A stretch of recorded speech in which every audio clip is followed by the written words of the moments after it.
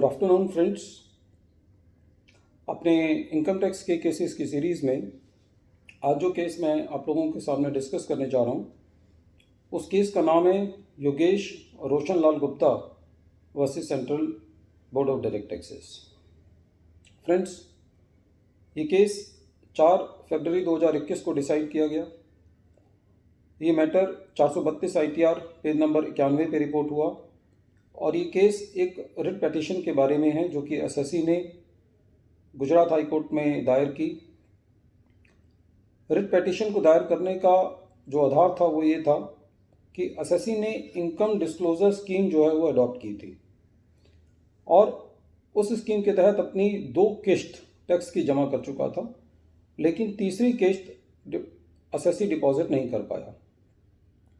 SSC ने अपनी तीसरी किस्त को टाइम एक्सटेंड कराने के लिए सीआईटी के पास एप्लीकेशन लगाई।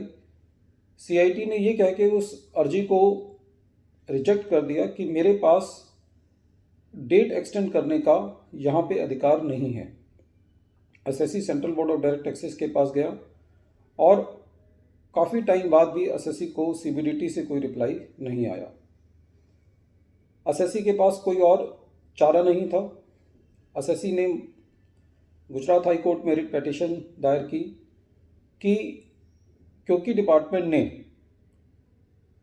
मेरी टाइम एक्सटेंशन की एप्लीकेशन को रिजेक्ट कर दिया है और सीबीडीटी जो है वो अपना रिप्लाई नहीं दे रहा है, इसलिए मेरी बाकी 2 किस्तें भी जो है मुझे रिफंड की जानी चाहिए। इस मुद्दे पर गुजरात हाई कोर्ट ने जो अपना डिसीजन दिया अपनी रीजनिंग के साथ वो ये दिया कि हाई कोर्ट के पास ये अधिकार होता है कि यदि किसी भी स्टेट ने कोई टैक्स इलीगल तरीके से या without permission of the law collect किया है तो हाई कोर्ट आर्टिकल 226 के अंदर स्टेट को ये निर्देश दे सकता है कि एसएससी का वो पैसा वापसी किया जाए। लेकिन ये निर्देश देने के लिए ये ज़रूरी है कि वो पैसा स्टेट ने इलीगल तरीके से कलेक्ट किया हो। फिर high court income disclosure scheme पे आया। इनकम डिस्क्लोजर स्कीम के अंदर ये स्पेसिफिकली प्रोवाइड किया गया है कि जो भी पैसा एसएससी टैक्स के रूप में इनकम डिस्क्लोजर स्कीम में जमा करेगा अपनी इनकम को डिक्लेयर करने के लिए, वो पैसा किसी भी परिस्थिति में एसएससी को रिफंड नहीं किया जाएगा। अब मुद्दा ये था गुजरात हाई कोर्ट के पास कि ये जो 2 किस्तें जमा की गई हैं, क्या ये किस्तें जो है वो एसएससी को रिफंड की जाएं या नहीं की जाएं।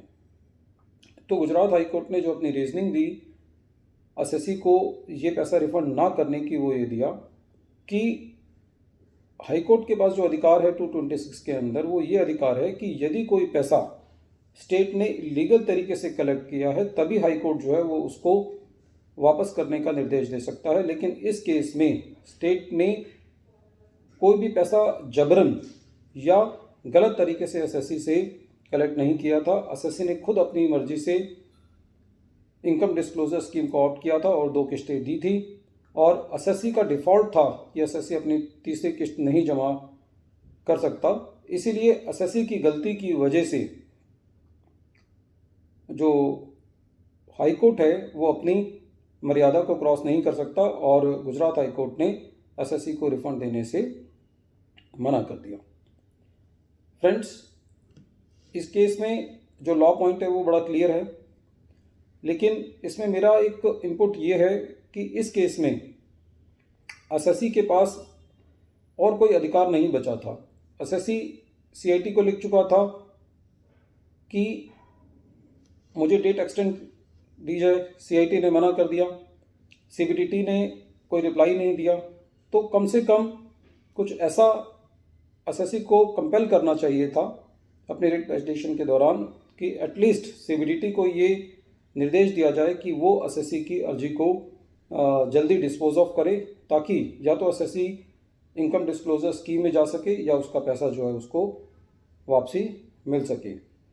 With due respect to the Gujarat high court, this decision has come in favor of the department and the refund was not granted to the assessee simply because the state has not collected the money without the authority of the law by any illegal mode, and there is a specific provision in the income disclosure scheme that if any tax is paid by the assessee under the income disclosure scheme and he does not pay the further installments, then this money will not be refunded to the assessee at all.